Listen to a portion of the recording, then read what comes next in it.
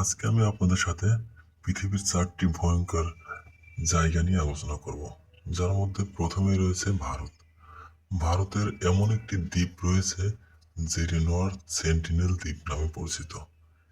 এটি আন্দামান সাগরে অবস্থিত। এই দ্বীপে এমন কিছু জনগোষ্ঠী বসবাস করে যারা সাধারণ মানুষের সাথে মিশতে চায় না, যারা আধুনিকতার ছোঁয়া থেকে অনেক দূরে। এই দ্বীপের 5 কিলোমিটারের মধ্যে ভারত সরকার সাধারণ মানুষের প্রবেশ নিষেধ করেছে। দ্বিতীয় আপনাদের সাথে আলোচনা করব চেরনোবিল, ইউক্রেন নিয়ে, যেটি ইউক্রেনের একটি পারমাণবিক বিদ্যুৎ কেন্দ্র। এই বিদ্যুৎ কেন্দ্র 1986 সালের 26শে এপ্রিল ভয়াবহ দুর্ঘটনা ঘটে।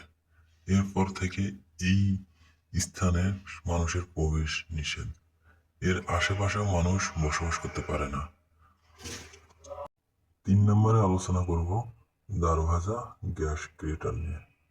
আপনি কি জানেন পৃথিবীতে এমন একটি জায়গা আছে যেখানে টানা কয়েক দশক ধরে আগুন জ্বলছে, যেটি তুর্কমেনিস্তানে অবস্থিত। এটিকে নরকের দরজাও বলা হয়। 1971 সালে সোভিয়েত যুগে গ্যাস খনন করার সময় একটি গর্ত তৈরি হয় এবং সেখান থেকে প্রাকৃতিক গ্যাস বের হতে থাকে। বিজ্ঞানীরা ধারণা করেছিল এটি কয়েকদিনের মধ্যেই শেষ হয়ে যাবে, কিন্তু কয়েক দশক পরে এখনো সেখানে সেই আগুন জ্বলছে।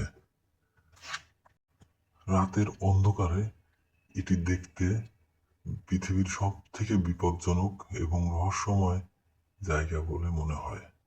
এজন্য প্রতি বছর বিভিন্ন দেশ থেকে পর্যটক এটিকে দেখতে আসে।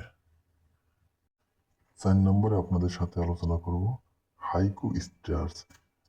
এটিকে স্বর্গের সিঁড়িও বলা হয়। এটি যুক্তরাষ্ট্রের হাওয়াই দ্বীপে অবস্থিত।